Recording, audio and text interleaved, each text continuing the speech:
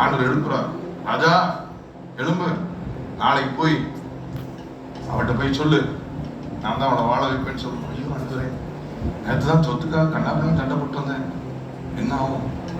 அதான் சொத்துக்காக சண்டை போடல, நான் சும்மா சொல்றேன்.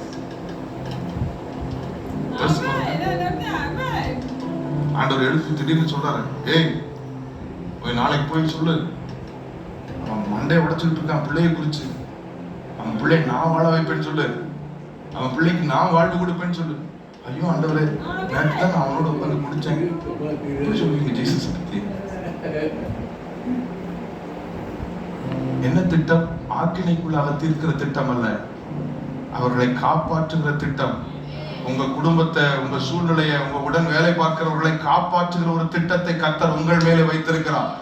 ஜனங்களுக்கு சகாயம் செய்யும் சக்தியை ஒரு சௌரியவான் மேல் வைத்து ஜனங்களில் தெரிந்து கொள்ளப்பட்டவனை நான் உயர்த்தினேன் என்று உயர்த்தி இருக்கிறார். அவன் காப்பாற்றுகிற ஒரு திட்டம். சொல்லுங்க, நான் சுயமாய் வரவில்லை, நான் அனுப்பப்பட்டிருக்கிறேன். நான் இருக்கிற சூழ்நிலைக்குள்ள அனுப்பப்பட்டிருக்கிறேன். நான் இருக்கிற எல்லா சூழ்நிலையில நான் அனுப்பப்பட்டவன். பாருங்க, அந்த அனுப்பப்பட்டேன் என்ற நோக்கத்துக்காக அவர் எல்லாத்தையும் தாழ்வு. யார் என்ன சொன்னாலும் பரவாயில்ல, யார் என்ன சொன்னாலும் பரவாயில்ல, நான் அனுப்பப்பட்டவன். ஒரு இடத்துக்கு போறார், எருசலேமை குறிச்சு கவலையாயிடுச்சு, வேலை வந்தது, சிலுவையில் அறையப்பட போகிறார், எருசலேமை குறிச்சு கவலை வந்துருச்சு. எருசலேம் எருசலேம்னு குரூப் பண்ணிட்டு இருக்கிறார். வர பாதையில சமாரியால போய் தங்குறாங்க. போய் தங்கறதுக்கு இடம் கொடுக்க மாட்டேங்கிறாங்க. என்ன கொடுக்க மாட்டேங்கிறாங்க? இடம் கொடுக்க மாட்டேங்கிறாங்க. கூட இருக்கிறவங்களும் கொதிக்கிறாங்க, நமக்கு இடம் கொடுக்க யாருன்னு தெரியாம இங்க பேசிக்கிட்டு இருக்காங்க. இவங்க என்ன செஞ்சுட்டு இருக்காங்க பாருங்க. நீங்க குருடன் கண்ணை தொட்டா பார்க்கலாம், செவிடன் காதை தொட்டா திறக்குது, பிசாசு மண்டிடுது, காற்று கடல் அடங்குது, ஆள் தெரியாம விளையாடிட்டு இருக்கான். இப்ப சொல்லுங்க, நான் அக்கினியை இறக்கி வந்து அழிச்சிடுறேன்.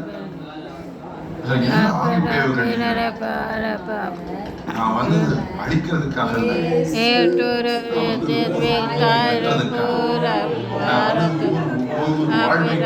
பிரிமானவர்களே, நீங்கள் இன்னொரு குடும்பத்தை ஆக்கினைக்குள்ளாக தீர்ப்பதற்காக வரவில்லை. அவ என்ன ஆறாலும் பாரு, என்ன இப்படி பண்ணிட்டால, அவ குடும்பம் என்ன ஆகுது. Don't say that. You are on a mission to build families. ஆண்டவர் உங்களை குறித்து வைத்திருக்கிற திட்டம், நீ கால் மிதிக்கிற இடமெல்லாம் கர்த்தருக்கு சொந்தமாகும், கட்டப்படும். நீ எந்தெந்த உயிரை சந்திக்கிறியோ